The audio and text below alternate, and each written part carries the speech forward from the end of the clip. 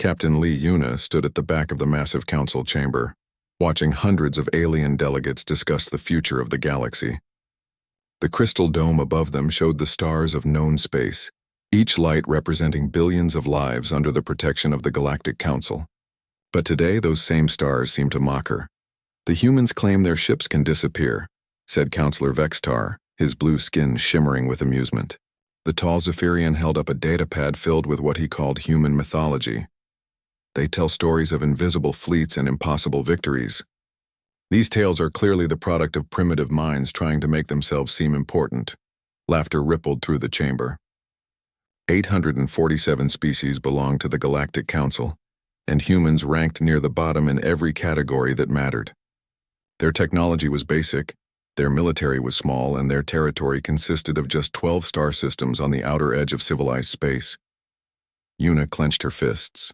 She had served as the human liaison officer for 3 years, and every day brought new humiliation. The other species treated humans like children who needed protection from the dangerous galaxy. "Perhaps," continued Vextar, "we should examine these so-called legends more closely." He activated a holographic display that showed 3 files. First, they speak of something called the Ghost Fleet, ships that can appear and disappear without warning. Clearly impossible with their level of technology. Ambassador Park Min-soo, sitting in the human delegation area, shifted uncomfortably in his chair. His weathered face showed the strain of decades spent defending humanity's reputation. He knew more than he could say, but the Council would never believe the truth. "Second," Vextar continued, "they tell stories of the Berserker Protocol, humans fighting against impossible odds and winning through determination alone. This violates basic laws of physics and military strategy." Commander Kim Do-hyun, head of Human Defense Forces, watched from the military section. His uniform looked simple compared to the elaborate armor and robes worn by other species representatives. But his eyes held secrets that could change everything the Council believed about human warfare. "Third and most ridiculous," Vextar said with obvious pleasure, "they claim to have conducted something called the Dark Campaign, a secret military operation that supposedly vanished into unexplored space decades ago. No evidence exists of such a mission, yet humans insist it happened." The chamber erupted in more laughter. Several delegates made jokes about human imagination. A few even suggested that humans should be classified as a storytelling species rather than a spacefaring one. Yuna could not take it anymore. She stepped forward, her voice cutting through the noise. "Counselor Vextar, you speak of things you do not understand." The chamber fell silent. It was unusual for a liaison officer to speak during official proceedings, especially one from such a minor species. Vextar's large eyes focused on her. "Please, Captain Lee, enlighten us with more human fairy tales." "They are not fairy tales," Yuna replied, her voice steady despite her anger. "Every story you mentioned comes from real events, real battles, real sacrifices. The fact that your intelligence services cannot confirm them does not make them false." "Then where is your proof?" demanded General Krelnok, a massive warrior from the militant Brukar species. "Show us these ghost ships. Demonstrate this Berserker Protocol. Bring back your lost fleets from the darkness." Yuna opened her mouth to respond, but Ambassador Park Min-soo placed a gentle hand on her arm. He stood slowly, his diplomatic training taking over. "Honored delegates," he said. "Captain Lee speaks from passion, but she misstates our position.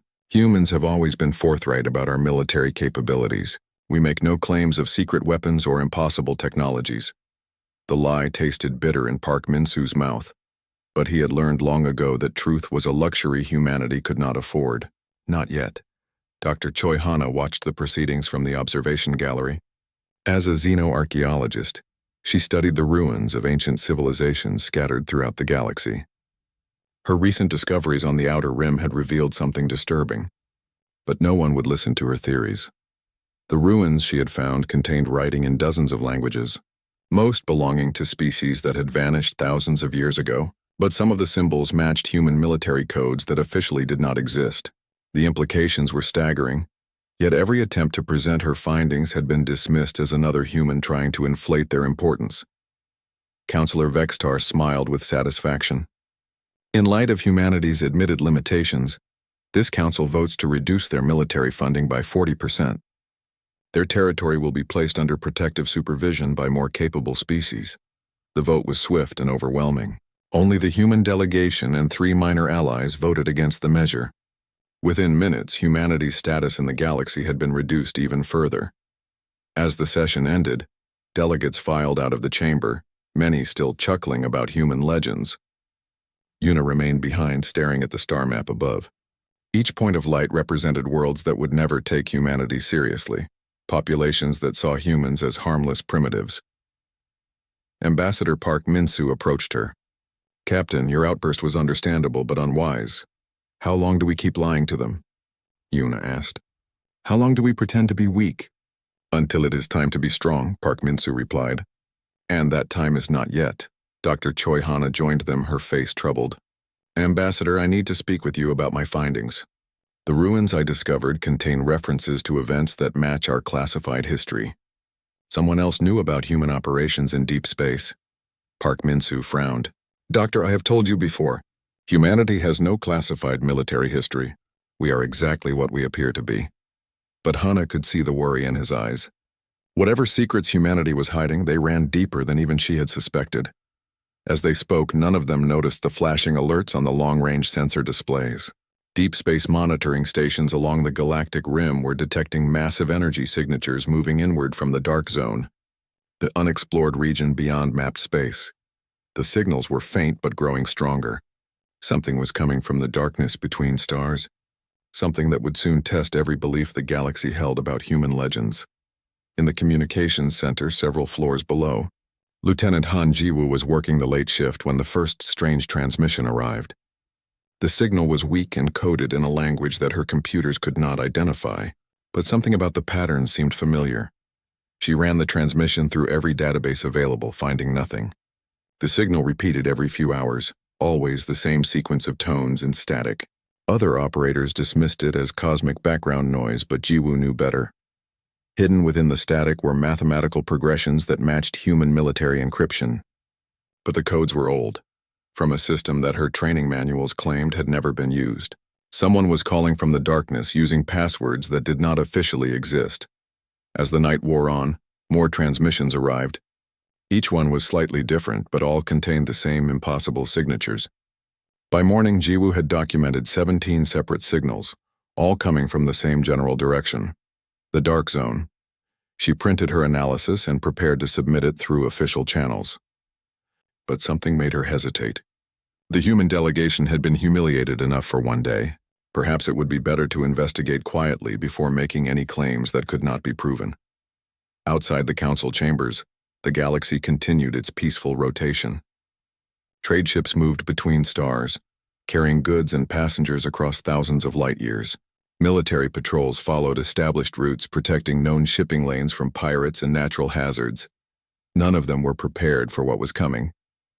None of them understood that humanity's greatest secret was about to return from the darkness, bringing with it proof that every legend dismissed as impossible was actually history waiting to be revealed.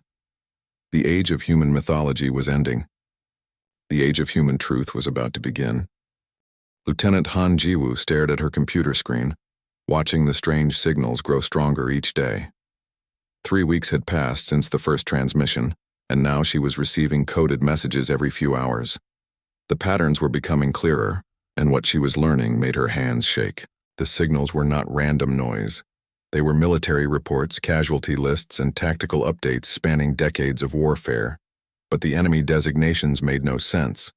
The transmissions spoke of creatures called devourers, ships that consumed light itself, and battles fought in regions of space that should have been empty. She had tried to decode the messages alone, but her limited clearance prevented access to the encryption keys needed. Finally, she made a decision that could end her career. She printed the most complete transmission and walked to Captain Lee Yuna's office. Yuna looked up from her desk, surprised to see the young communications officer. "Lieutenant Han, what brings you here so late?" "Captain, I need to show you something," Jiwoo said, placing the printout on the desk. "These signals have been coming from the dark zone for 3 weeks. I think they are from human ships." Yuna read the first few lines and felt her blood turn cold. The formatting was definitely human military standard, but the content was impossible. Battle reports from star systems that did not exist, casualty, figures from ships that were never built, and enemy descriptions that sounded like nightmares. "Where did you get this?" Yuna asked. "The signals are broadcast openly but coded in old human military encryption," Jiwoo explained. "I recognized the patterns from my training, but I cannot break the full cipher. Captain, these messages suggest we have ships operating in deep space, ships that have been fighting something terrible for a very long time." Yuna stood and walked to her window, looking out at the lights of Nexus Prime. The city never slept, its alien inhabitants going about their lives in peaceful ignorance. But if these transmissions were real, that peace might be an illusion. "Lieutenant, I need you to bring these signals to Ambassador Park Min-soo immediately. Say nothing to anyone else about what you have found." An hour later, Yuna and Jiwoo sat in Park Min-soo's private office while he studied the transmissions. His face grew more troubled with each page he read. "These are authentic," he finally admitted. "The encryption codes, the format, even the language patterns. These messages are coming from human ships that officially do not exist." "Then the legends are true?" Yuna asked. "We do have a secret military operation?" Park Min-soo was quiet for a long moment. "Captain, what I am about to tell you is classified at the highest levels. 3 decades ago, long-range scouts discovered something in the dark zone, something that threatened not just humanity but all life in the galaxy. He activated a secure holographic display that showed a star map extending far beyond Council space. Red markers indicated dead systems, places where all electromagnetic activity had simply stopped. We called it the Silent Death," Park Min-soo continued. "Entire solar systems were being drained of energy, leaving behind empty shells of dead matter. Our scientists estimated that whatever was causing this would reach populated space within 50 years. Jiwoo leaned forward. "What did we do?" "We made a decision that violated every treaty and agreement we had with the Council," Park Min-soo said. "We launched the Void Watch mission. Volunteer fleets equipped with our most advanced technology were sent into the Dark Zone to monitor the threat and, if possible, stop it. But that would require massive resources," Yuna protested. "Ships, personnel, supplies. How could we hide something like that?" "We told everyone they were deep space exploration missions," Park Min-soo explained. "Research vessels investigating cosmic phenomena. The Council approved the expeditions because they seemed harmless. They never suspected we were actually deploying a military force larger than our official navy." The room fell silent as the implications sank in. For 30 years, humanity had been fighting a secret war while pretending to be a weak minor species. The Ghost Fleet was real, composed of ships that could not officially exist. The Berserker Protocol was a genuine military doctrine designed for fighting impossible odds. And the Dark Campaign was ongoing, hidden in the void between stars. Dr. Choi Hana burst into the office without knocking, her face flushed with excitement and fear. "Ambassador, you need to see this immediately." She activated her portable holographic projector, showing images of ancient ruins covered in alien writing. "I have been analyzing the artifacts I found on the outer rim. The symbols do not just match human military codes. They tell the same story these transmissions are telling."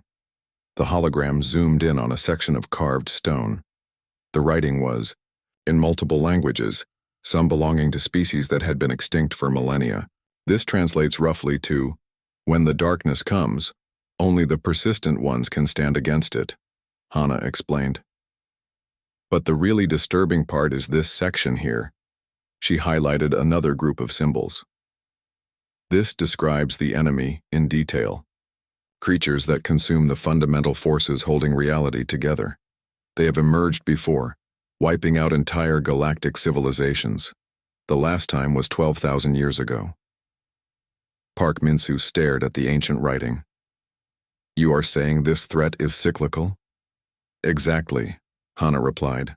"And according to these ruins, only one type of species has ever successfully fought them. The writings describe beings who refuse to accept defeat, who will sacrifice everything for victory, and who become stronger when facing impossible odds." "Humans," Yuna whispered. "Or species with similar psychological profiles," Hana confirmed. "The ancients called them the ones who persist." "Ambassador, I think our Void Watch fleet was not just monitoring the threat. They were fulfilling humanity's role as the galaxy's defenders against an ancient enemy. Before anyone could respond, alarms began sounding throughout the station. Emergency broadcasts filled the communication channels as long-range sensors detected massive objects moving through space at the edge of the galaxy. They rushed to the observation deck, joining hundreds of other beings staring at the main display screens. The images showed space itself seeming to bend and twist as enormous shapes moved through the darkness. But these were not the formless horrors described in the ancient ruins. These were ships, human ships, but changed in ways that defied understanding. Their hulls seemed to absorb light, covered in organic-looking armor that pulsed with its own energy. Weapon systems protruded from their surfaces like metal thorns, and their engines left trails of distorted space-time in their wake. The lead vessel was massive, easily the size of a small moon. Across its scarred hull, barely visible markings identified it as a ship that had left human space 30 years ago. The Eternal Vigil, flagship of the first Void Watch expedition. Incoming transmission, announced the station's communication system. This is Fleet Admiral Kang Tae-hyun of the Void Watch Fleet, requesting immediate docking clearance at Nexus Prime. We are returning from the Dark Zone with urgent intelligence regarding an imminent threat to all galactic civilization. The silence in the observation deck was deafening.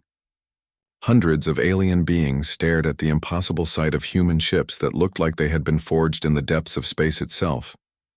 These were not the primitive vessels they expected from humanity's minor military. These were warships that had been baptized in fire and emerged transformed. Counselor Vextar, who had been present during the emergency assembly, turned to Ambassador Park Min-soo with shock and anger in his large eyes. You said humans had no secret military operations? You said the legends were false. Park Min-soo met his gaze steadily. I said we made no claims of secret weapons or impossible technologies. I never said we did not possess them. As the Void Watch fleet approached Nexus Prime, other ships began appearing behind them. Hundreds of vessels, all bearing the scars of long warfare, all radiating an aura of lethal competence that made even the Council's finest military vessels look like toys. But behind the human fleet, long-range sensors were detecting something else. Massive shadows moving through the Dark Zone, following the humans home. Whatever the Void Watch had been fighting for 30 years was not finished with them. The age of human legends was ending, but the age of human truth was about to begin with revelations that would shake the foundation of everything the galaxy believed about war, peace, and the price of survival. Dr. Choi Hana studied the ancient warnings carved in stone and realized with growing horror that the cycle was beginning again. The darkness was returning, and this time it was hunting not just star systems, but the one species that had ever successfully opposed it. The galaxy was about to learn why humans told impossible stories. Because sometimes the impossible was the only thing that could save everyone. The docking bay had never seen anything like the Eternal Vigil. As the massive ship settled into the station's largest berth, maintenance crews backed away in nervous silence. The vessel's hull was covered in what looked like living metal, pulsing with faint energy patterns that made their scanning equipment malfunction. Captain Lee Yuna stood with the welcoming committee, watching as armed guards took positions around the docking area. The Galactic Council was taking no chances with these returning human ships, treating them more like potential threats than heroes coming home. The airlock opened with a sound like grinding stone, and Fleet Admiral Kang Tae-hyun stepped onto Nexus Prime for the first time in 30 years. The man who emerged bore little resemblance to the young captain who had volunteered for the first Void Watch mission. Tae-hyun was tall and lean, but his body moved with a fluid grace that seemed almost predatory. Scars covered his visible skin, but these were not ordinary battle wounds. They seemed to absorb light, creating patterns of darkness across his face and hands. His eyes reflected starlight like a nocturnal animal's, and when he spoke, his voice carried harmonics that made several alien species step back in instinctive fear. Council members, he said, his gaze sweeping across the assembled delegates. I am Fleet Admiral Kang Tae-hyun, commanding officer of the Void Watch operation. We have returned with intelligence that will determine whether this galaxy survives the next decade. Counselor Vextar, still struggling to process what he was seeing, stepped forward. Admiral, you and your fleet were reported missing 30 years ago. Where have you been and what has happened to your ships? Taehyun smiled, but there was no warmth in the expression. We have been fighting a war that you cannot imagine, against an enemy that your nightmares cannot conceive. As for our ships, they have been adapted for survival in conditions that would destroy any vessel built to Council specifications. A woman emerged from the airlock behind him. Captain Oh Seolyeon looked even more changed than her admiral, her hair white despite her apparent youth, and strange symbols etched into her uniform that seemed to shift when viewed directly. Perhaps, she said, it would be easier to show you what we have learned. The command center fell silent as Captain O activated a holographic display that filled the room with images of space battles beyond comprehension. Ships the size of cities fought against creatures that seemed to be made of living darkness. Weapons fired beams of twisted light that unraveled matter at the quantum level, while the defenders responded with tactics that violated every principle of military science. This is the enemy we call the Devourers, O explained as the display showed a massive organic ship consuming a star system. They are not conquerors in any sense you understand. They do not want territory or resources. They consume the fundamental forces that hold reality together, leaving behind regions of space where the laws of physics simply cease to function. Dr. Yang Hyonu, the fleet's chief scientist, joined the presentation. Like the others, he had been changed by his long exposure to the war zone. His eyes held a depth of knowledge that seemed almost alien, and when he gestured at the holographic display, the images responded to his thoughts rather than his hands. We have fought 17 major engagements with Devourer forces, Yang continued. Each time we learned something new about their capabilities. They adapt to our weapons within hours of first contact. They learn from our tactics faster than we can develop new ones, and they are utterly ruthless in their pursuit of total consumption. The assembled delegates watched in horrified fascination as the display showed human ships employing tactics that seemed suicidal. Vessels deliberately flew into enemy fire to get close enough for ramming attacks. Ships overrode their safety systems to push engines beyond theoretical limits. Crews continued fighting even as their vessels disintegrated around them. What you are seeing, Admiral Taehyun explained, is the development of what we call the Berserker Protocol. Traditional military doctrine assumes that preservation of forces is the primary objective. Against the Devourers, this approach results in total annihilation. Instead, Captain O continued, we learned to embrace calculated sacrifice. Every engagement became a test of willpower rather than firepower. The Devourers expect rational behavior from their enemies. They cannot predict or counter actions that any sane military commander would consider madness. Lord Commander Zekthara of the Council Military Forces stepped forward, his pride wounded by the implication that his strategies were inadequate. You are saying that proper military doctrine is useless against this enemy. I am saying, Taehyun replied, that proper military doctrine will get you killed within minutes of first contact. Watch, the holographic display shifted to show a recent battle where Council-style formations attempted to engage a Devourer vessel. The alien ships maintained proper spacing, used coordinated fire patterns, and followed established tactical procedures. The result was catastrophic. Their weapons passed harmlessly through the enemy vessel, while the Devourer's response consumed entire squadrons in seconds. Now watch this, Captain O said, switching to another engagement. This time human ships attacked in seemingly random patterns. Some vessels engaged from impossible angles. Others used debris fields as weapons, and several actually flew through the enemy's own weapon beams to reach vulnerable points. The attack looked chaotic and desperate, but it worked. The Devourer vessel was damaged and forced to retreat. How is this possible? Demanded General Krelnock, his massive frame trembling with confusion. Dr. Yang Hyonu smiled grimly. Because we learned that the Devourers have one weakness. They consume energy and matter, but they cannot process something we call defiant will. The quantum signature of conscious beings who refuse to accept defeat creates interference patterns that disrupt their feeding process. You are talking about weaponizing psychology, Counselor Vextar said, his voice filled with disbelief. We are talking about the only thing that works, Taehyun replied. Every human ship in our fleet has been modified with technology we captured from destroyed Devourer vessels. But the modifications only function when operated by crews who have embraced the certainty that they will die in battle. The room erupted in shocked voices as the implications became clear. The humans had not just been fighting the Devourers. They had been transformed by the war into something that barely resembled the species that had left 30 years ago. Ambassador Park Min-soo, who had remained silent throughout the presentation, finally spoke. "Admiral, what is the current threat level?" Taehyun's expression became even more grim. "The Devourers followed us home.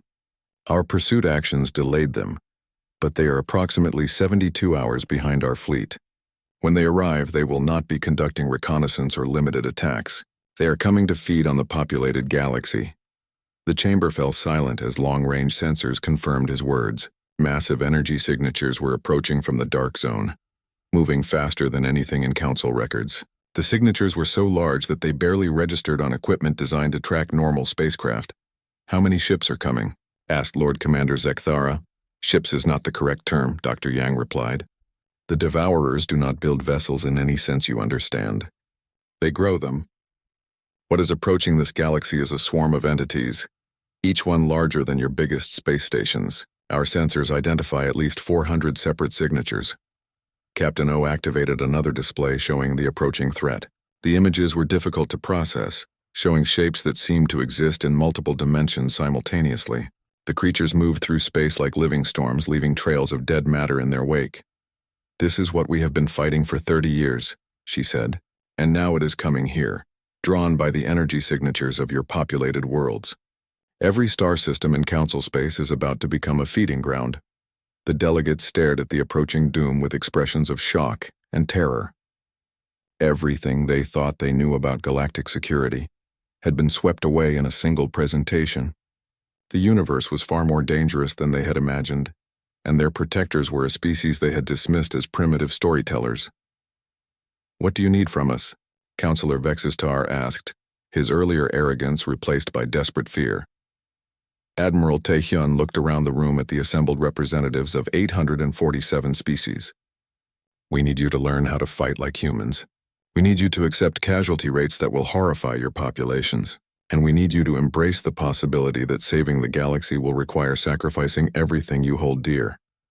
"The Devourers are coming," Captain O added, "and the only thing standing between them and the total consumption of this galaxy is the willingness to fight battles that cannot be won through any rational means."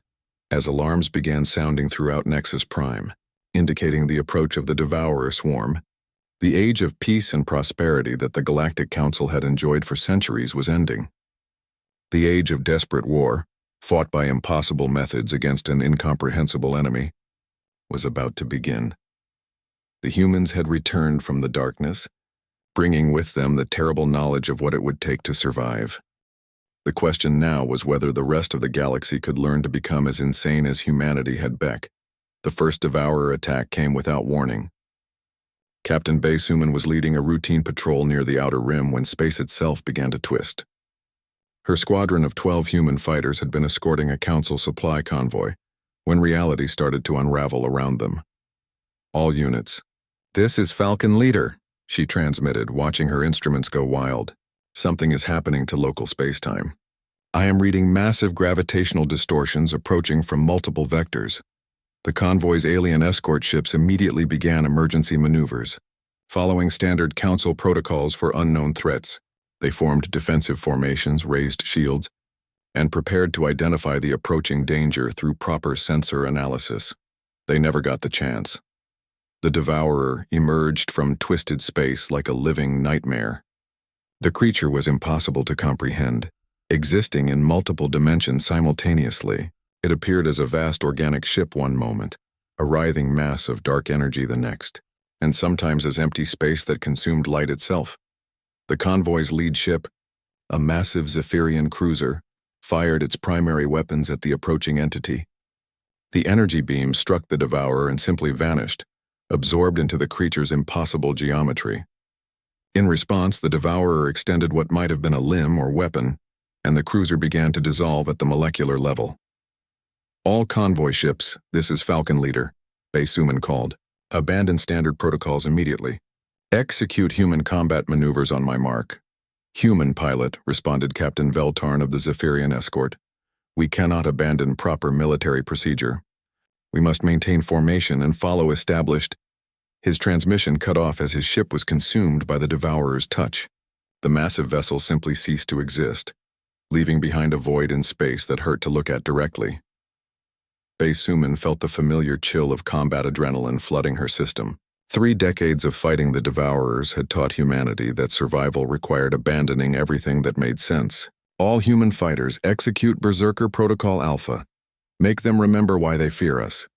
Her squadron responded immediately, their ships breaking away from the convoy in patterns that would have terrified any military academy instructor. Fighter craft dove directly into the Devourer's energy fields, using the creature's own weapons as cover to approach its core. Others began ramming attacks against appendages that could dissolve matter with a touch. The surviving alien ships watched in horror as human fighters deliberately flew into certain death. But as each ship was destroyed, it dealt damage that conventional weapons could not achieve. The pilots' absolute commitment to their attacks created quantum interference patterns that disrupted the Devourer's feeding process. This is insane. Transmitted Commander Yexkol of a surviving Melkarian destroyer. They are committing suicide. No, Bae Sumin replied, her fighters spiraling through a field of dissolved matter that should have killed her instantly. We are committing murder. Her ship's weapons had been modified with captured Devourer technology, but the modifications only functioned when operated by someone who had accepted their own death as inevitable. As she fired, the beams carried more than energy. They carried the quantum signature of defiant will that the creatures could not consume. The Devourer writhed in what might have been pain or confusion. For the first time in the engagement, it retreated slightly, pulling back appendages that had been reaching for the remaining convoy ships. But the victory came at a terrible cost. Of the 12 human fighters that had started the engagement, only 3 remained functional. Of those 3, only Bae Sumin's ship had intact life support. The others were flying coffins, their pilots continuing to fight even as their ships disintegrated around them. Falcon 2. Report status, she called. Life support failing? Weapons at 15%. Came the weak reply from Lieutenant Park Junho. But I can still fly and I can still kill these things. Falcon 7. Status report. Everything is broken except the engine and 1 gun, replied Sergeant Kim Minho. I am running on emergency oxygen and pure hatred. It will be enough. The 3 surviving fighters continued their attack, harassing the Devourer with weapons that barely functioned and ships that were more debris than vessels. But their continued resistance created enough quantum interference to force the creature to retreat into twisted space, disappearing as suddenly as it had arrived.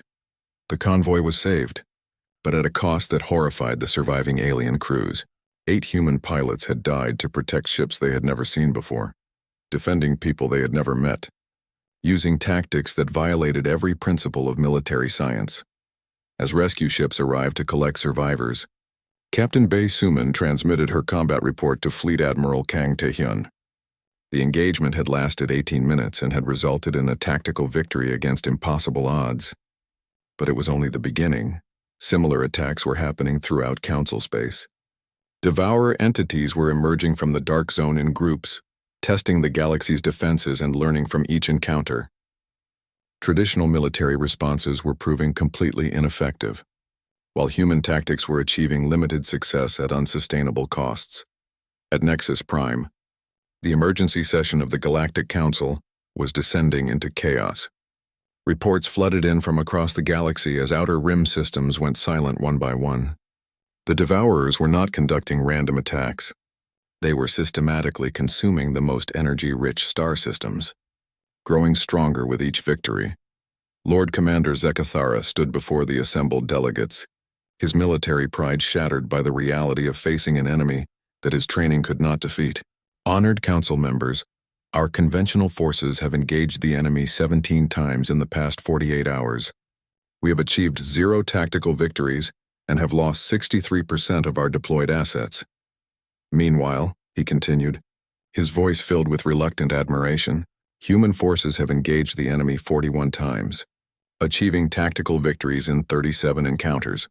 However, their casualties rates are unprecedented. General Yoon Ji-won recently arrived from human space with reinforcements, provided the stark numbers. Human forces are sustaining 80 to 90% casualties per engagement. We are winning battles by accepting that almost everyone who fights will die. The chamber erupted in shocked voices. Several species representatives demanded that such tactics be banned as violations of galactic military law. Others argued that any method that achieved victory was justified against an extinction-level threat. "You are asking us to embrace madness," protested Councillor Veltanus of the peaceful Etherian Collective. "We are asking you to embrace survival," General Yoon replied. "The Devourers cannot be defeated by rational military action. They adapt to logical tactics within hours of first contact.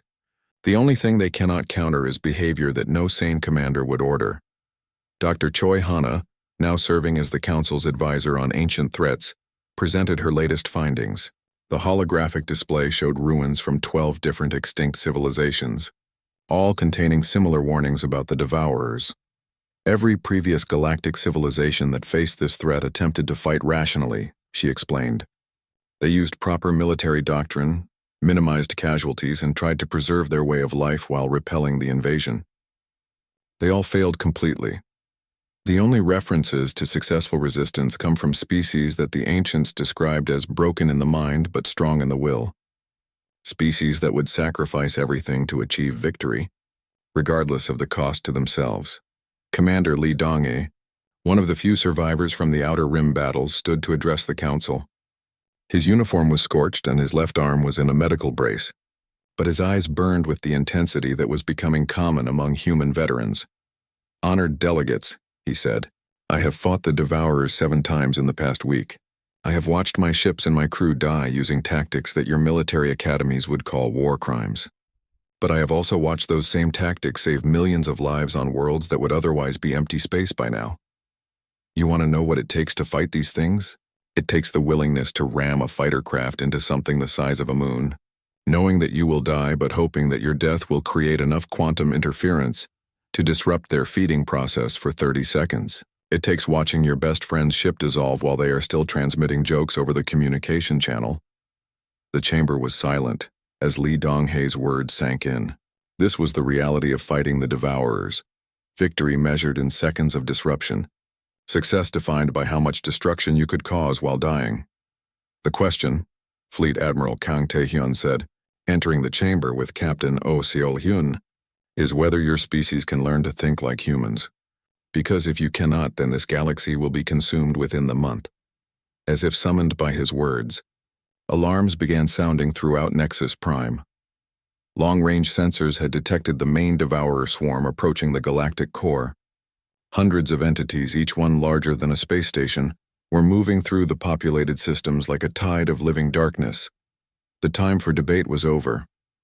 The galaxy would either learn to fight like humans, The final battle began at the heart of the galaxy, where ancient stars had burned for billions of years around a massive black hole that kept local space-time stable.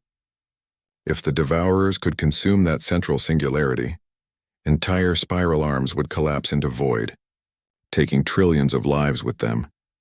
Captain Park Ji-yeon stood on the bridge of her flagship, watching the assembled fleet prepare for what everyone knew would be the last battle. 200 human vessels floated alongside ships from 47 different species, all commanded by crews who had learned to think like humans or die like their predecessors. The fleet was a strange sight. Sleek alien vessels flew next to battle-scarred human ships that looked like they had been forged in the depths of space itself. Every ship bore modifications captured from destroyed Devourer entities. Technology that should not work but did when operated by crews who had embraced their own mortality. "All ships. This is Admiral Lee Yuna," came the voice over the communication channels. "Final weapons check complete. All crews report ready for Berserker Protocol implementation."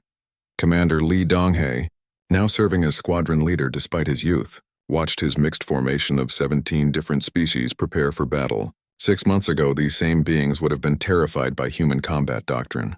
Now they flew alongside human pilots, having learned that sanity was a luxury they could not afford. "Falcon Squadron, report status," Donghe called. "This is Zephyrian pilot Kextaler," came a voice that still carried traces of aristocratic pride. "My ship is prepared for ramming attack as ordered. It has been an honor learning human insanity." "Melkarian heavy fighter Grunthal reporting," added another voice. "Weapons overcharged beyond safety limits. If we are dying today, we will make it memorable. Brukar assault ship Bloodsong ready." growled a third pilot.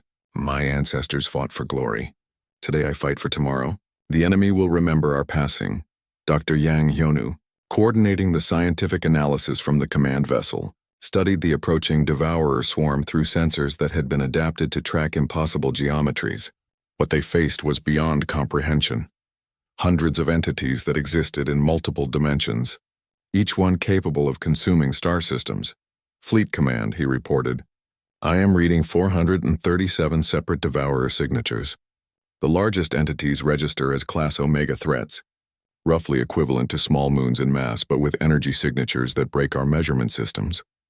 At the center of the swarm was something even worse, a creature so massive that it bent space-time around itself, creating gravitational effects that distorted the light of nearby stars. The humans had designated it the Silence of Endings, and it radiated a malevolence that could be felt across light years. Elder Nix Andra, one of the few beings old enough to remember the previous devourer emergence, transmitted from her ancient vessel. Young warriors, you face what destroyed my people 12,000 years ago. We fought with honor and proper tactics, preserving our forces and minimizing casualties. We achieved nothing but a slow, dignified defeat. Today you fight with human madness and impossible dedication. You may actually survive. Remember that victory requires not just defeating the enemy, but becoming something they cannot consume, the embodiment of defiant will made manifest in quantum space. The devourers struck first, emerging from twisted space in formations that hurt to perceive directly. Their weapons were not energy beams or projectiles but alterations to the fundamental forces of reality. Matter simply ceased to exist where their attention focused, while their passage left behind regions where the laws of physics no longer functioned. The Allied fleet's response would have horrified military commanders from any previous era. Ships broke formation immediately, attacking in seemingly random patterns that violated every principle of tactical coordination. Vessels deliberately flew into enemy fire to get close enough for ramming attacks, while others used the wreckage of their destroyed comrades as weapons. All ships, execute Pattern Chaos 7, Admiral Yuna commanded. Make them think we have lost our minds. Sir, replied Captain Bae Suman, we have lost our minds. That is why this might work. The battle became a three-dimensional nightmare of impossible maneuvers and suicidal courage. Human pilots flew through devourer weapon beams that should have annihilated them, while alien crews pushed their ships beyond theoretical limits to achieve impossible attack angles. Commander, Lee Donghae led his mixed squadron in a spiraling attack pattern that used the gravity well of the central black hole to achieve velocities that turned their ships into kinetic weapons. Half his formation was destroyed in the approach, but the survivors managed to damage a Class Beta devourer enough to force its retreat. Falcon leader to all units, he transmitted, his ship's systems failing around him. Remember what we learned. They cannot consume defiant will. Show them what it means to refuse defeat. Captain Park Ji-yeon pushed deeper into the swarm with her remaining ships, targeting the massive entity at the center of the formation. Her fleet of 200 vessels had been reduced to 47 during the approach, then to 19 during the penetration of the outer defenses. By the time she reached visual range of the Silence of Endings, only 3 ships remained functional. The entity was beyond description, a living void that consumed light itself, surrounded by appendages that existed in dimensions human minds could not process. It radiated a presence that whispered of endings, of the peace that came with accepting defeat and embracing the silence of non-existence. This is Captain Park Ji-yeon to all remaining vessels, she transmitted as her escorts were consumed by the creature's attention. Final approach commencing. It has been an honor fighting alongside you all. Her ship, the Soul's Defiance, was alone now, its weapons depleted and its hull breached in 17 places. But the ship's reactor had been overcharged using devourer technology, and Park Ji-yeon had made a modification that would have terrified any engineer. She had removed all safety systems and connected the reactor directly to her own neural implants. The Silence of Endings focused its attention on the approaching ship, extending what might have been curiosity or hunger. When it spoke, its voice came not through communication systems but directly into the minds of every living being in the local star system. Small warrior, it said, its words carrying the weight of cosmic inevitability. You have fought well, but the ending comes for all things. Surrender now. and your species will be preserved as a curiosity while we consume the rest. Continue this futile resistance and you will share the fate of all matter. Park Ji-yeon felt the creature's offer washing over her mind, promising peace and an end to the terrible burden of fighting the impossible. For a moment she understood why so many civilizations had simply given up when faced with this choice. Then she thought of the worlds behind her, the billions of lives that depended on her refusing this offer, and the human pilots who had died to bring her this far. Her response came not in words but in action, as she triggered the reactor overload that would destroy both her ship and herself. "Humans don't make deals with the dark," she said, and detonated her ship in the heart of the entity. The explosion was more than just energy and matter. Park Ji-yeon's absolute refusal to accept defeat, amplified by the modified reactor and broadcast through her neural implants, created a quantum cascade that propagated through the entire Devourer network. The silence of endings writhed in what might have been pain or confusion as the interference pattern disrupted its connection to the other entities. Across the battle zone, Devourer creatures began to falter as their collective consciousness was flooded with the quantum signature of uncompromising defiance. All ships, Admiral Yuna broadcast. The enemy network is disrupted. Execute final assault pattern. Make Captain Park's sacrifice count. The surviving vessels of the Allied fleet struck with everything they had remaining, pouring weapons fire into entities that were no longer protected by their collective intelligence. Ships that had been reduced to flying wrecks continued fighting with damaged weapons and failing life support, their crews refusing to stop until the last Devourer was destroyed or they themselves were dead. The battle lasted 6 more hours and cost 92% of the Allied fleet. But when the guns finally fell silent, the Devourer swarm was broken. The surviving entities retreated into twisted space, fleeing back to the dark zone from whence they came. The galaxy was saved, but the price had been almost unbearable. Of the 50,000 human vessels that had participated in the various campaigns, fewer than 3,000 survived. Similar losses had been sustained by every species that had learned to fight alongside humanity.